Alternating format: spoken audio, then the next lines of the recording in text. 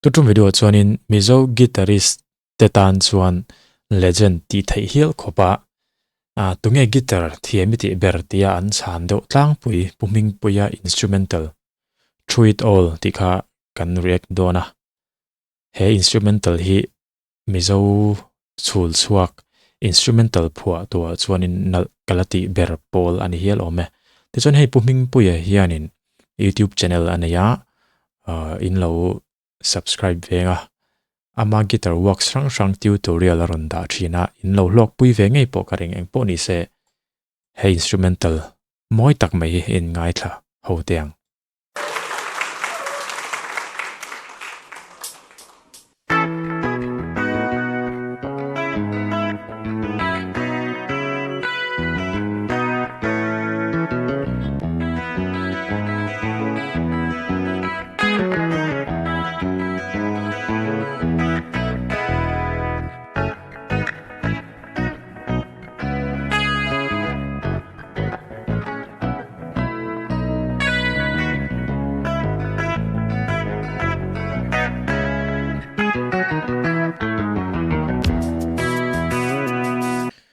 drum saron lut chia in lo chik vem ama guitar play shim khachulo da tha taila annal topa chutni baka chuan puming poyan an hemi through it all a phua lai hianin a baseline hi ama compose nge nianga amben mate tena idea non tho bel venita angti hi kangai tuani chanchu I tuna khanin a guitar work sakachun nal lutuk thorol khanin bass khanron cheinal maya baseline khanin rilru alla jok do matun a hri khachuan longai thlave maru onnal topani bass kha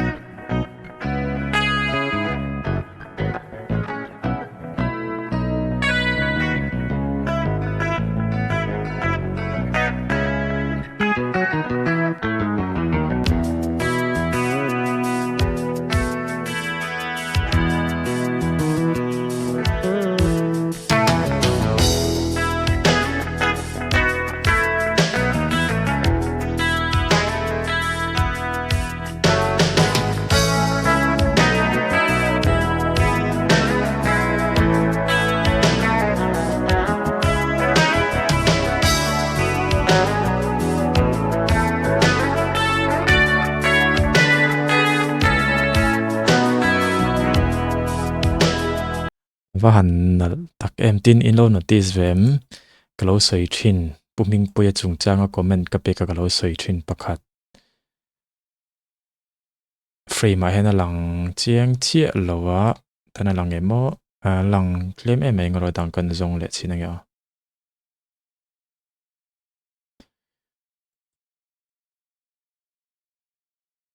tana lang chiangang a effect ting kan hre thiam thei dan turin a guitar effect compact that zia hi man za tur mang hi ka hre chelo enge a processor ming hi ka hre lem lova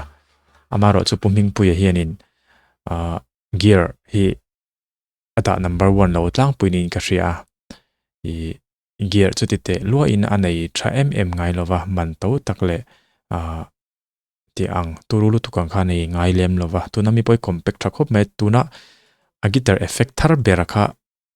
enge min kha ka hre lova compact do mai guitar bom po ata leng mai theina tur gig lo nei po ni se a bo mai thei turang kha tuna hena nei thara khatiang te kha ania compact lampang hi ngai angai nai ka hria ke po kan ni chia kan duang ton kan ti chua thei kha chuanin man tawlut tukate lo in chop ro mai hi chu aro puyatin ari te ponal de nge mai the amaro chu gear hi ani berlo di ron proof thachin meya hi kalo notice na pakatania processor hi te tharen ron khop me he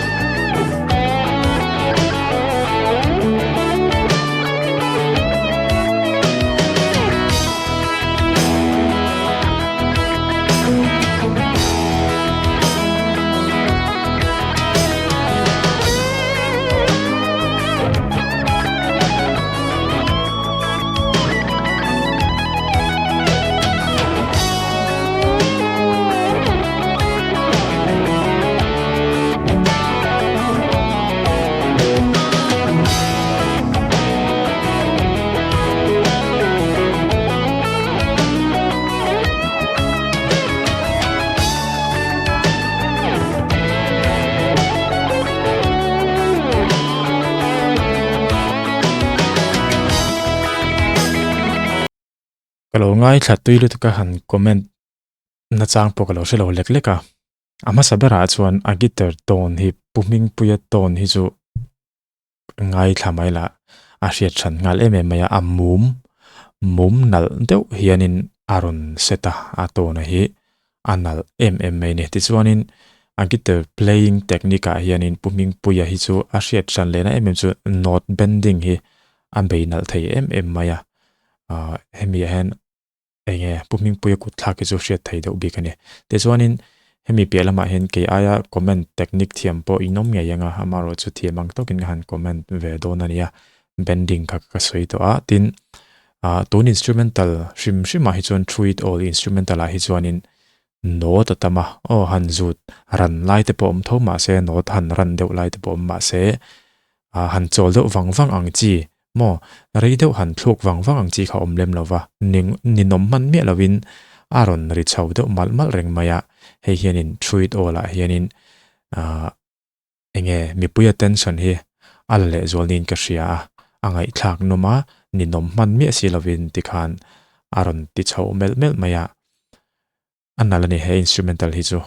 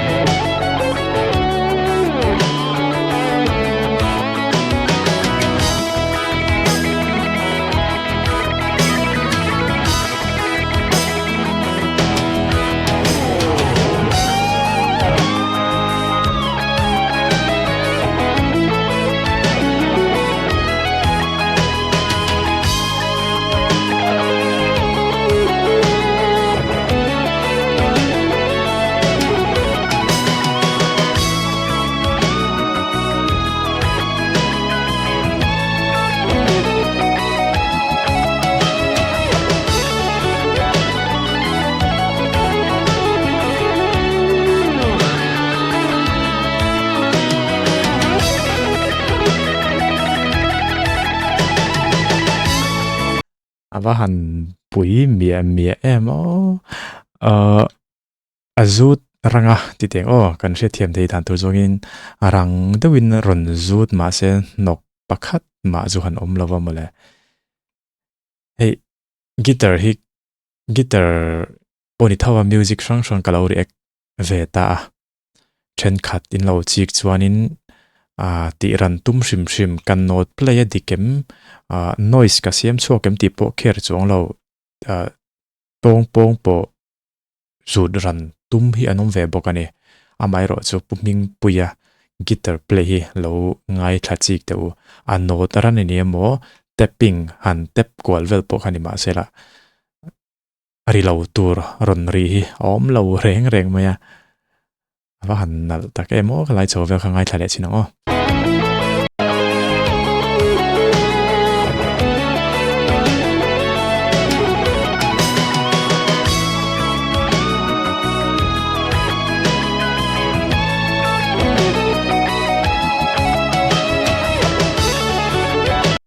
tiếp pin khi lâu ngay thầu lục rồi phải trả lục tục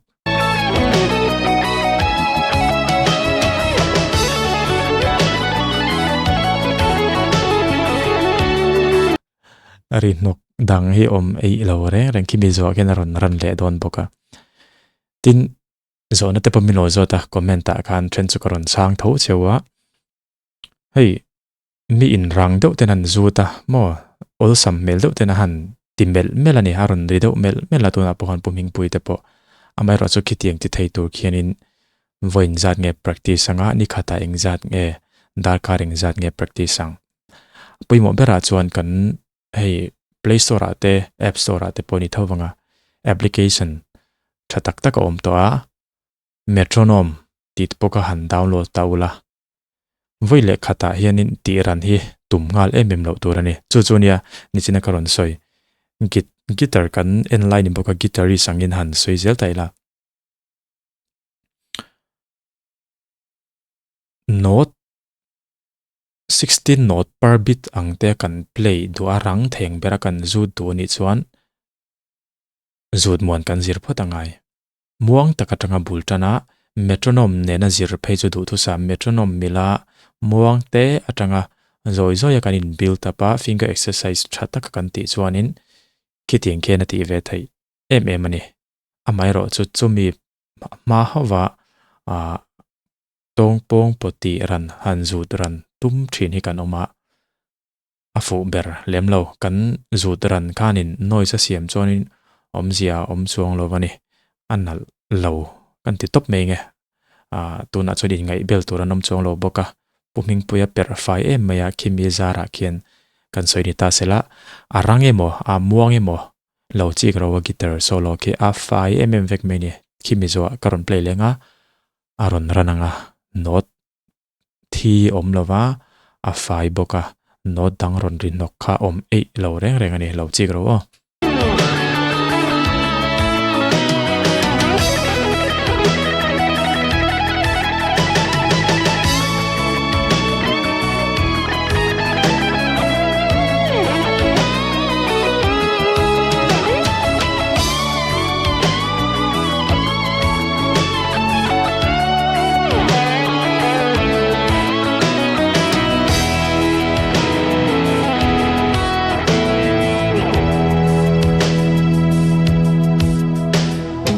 top lampang kan lo thleng ta der maya ti chuanin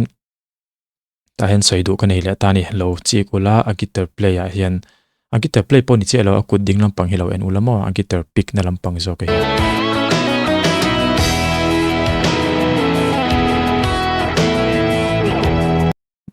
a pick hum dan te khain lo chik chuanin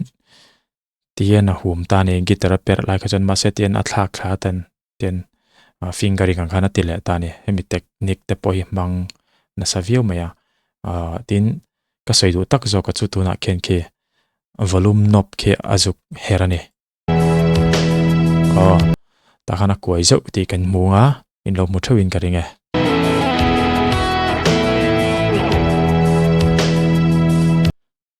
koi zo ni tro tuna khen ke ala dom wang maya volume knob ke anoi lampang ki chu ton te poni ta kan soidu zo ka chu tam takina kan hriat mm lo ti tiang a volume knob hi volume controller hete kan han her full chon azoya rik pori lo te me umai amai ro chu he volume knob hi volume controller ang hena kallu tuklova kalna chin poni thawa her chon azoi ve dewe chete chuan mo ma se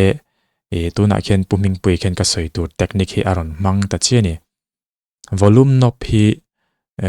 tone control nan hena man ve thayani tuna khenin chetei nan her dawnanga gain kan ti khami aron ritrenga kha o kan hri thiam thei dan turin aron ritreng lampanga kha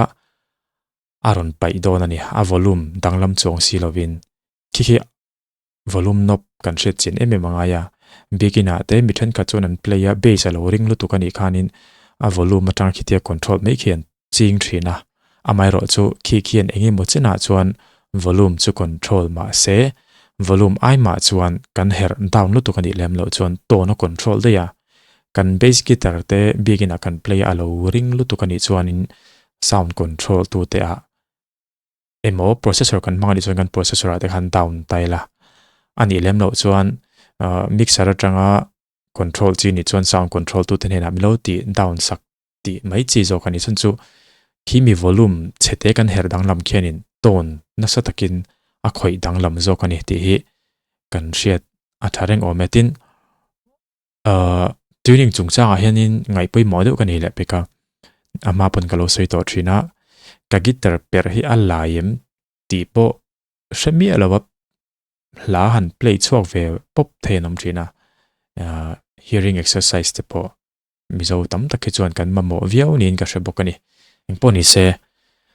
tuna khian a guitar ton khelo chi kula tuna ka soi kha ari treng lampanga khimo volume knob te ma an her zoya khian a tona khi aron dang lamanga clean ti chu ni chi silo amaro chu drive khami overdrive khatlemin apayanga ari khi aron name de usai meang lo chi garo o tuna a guitar ri le a her nem nuwa ari khi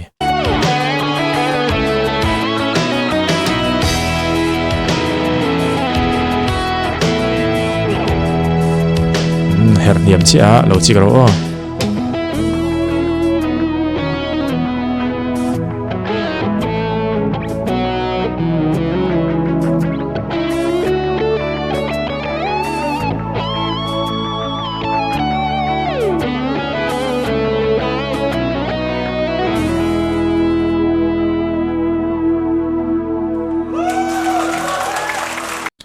ค่ะการอนเซมเจจูกันเรทีมอมเมวอลลุ่มเชตเตอันดาวน์คานินโตนนัสตะกินทักดังละมาอามาริเทรงเดอเล็กค่ะอาเทรงค่ะอาไปทุงตาวอลลุ่มดาวน์จีลาวินโตนคาจุดทักตานิจูเอฟเฟกลำปังจุดทักตัวซีโลกันมั้งขัดยังเตคานิตาเองปอนิเซตุนอินสตรูเมนตัลทรูอิทออลฮิจูอินเหล่าง่ายทาเวเวกตัวงเก็บปนกันง่ายทันนัสลุตุกะเฮอินสตรูเมนตัลสเปเชียลนั่นเดวจูเฮอินสตรูเมนตัลตั้งแต่ฮิจูแกปแต่ฮิตามเทเอ็มมายามิวสิคันโจเลววังมวงจีเนี่ยไปจนมาอามารจูตัวนับปุ่มิงปุยาอินสตรูเมนตัลเต็มพอฮีมวงเตียสวยตัวในจวงสีเหลารังเตียสวยตัวในจวงสีเหลาวินมาเซโนตเองเงี้ยมค่ะนินอมมันเมียเหลาวินอารอนริชาวจาระเฮียนินattention นะโจก็ติเราเทลว่าผัวเทียมตินmusician ตังติเตียงbasis แต่ปนยังอามาคอมโพสเวกันยังจุกเชลว่าข้างซงจังคอมdrum step พอการอนคอมเมนต์เราตาhi hat open หุ่นเด็กะ common low ลุตุกะมาเซนเท่าบ็อกเสียก็เตียงเนื้อเด็กะอันนี้ตานี่เองพวกนี้เซปุ่มมิงปุยเฮมิโซกีตาริสแต่ชวนิน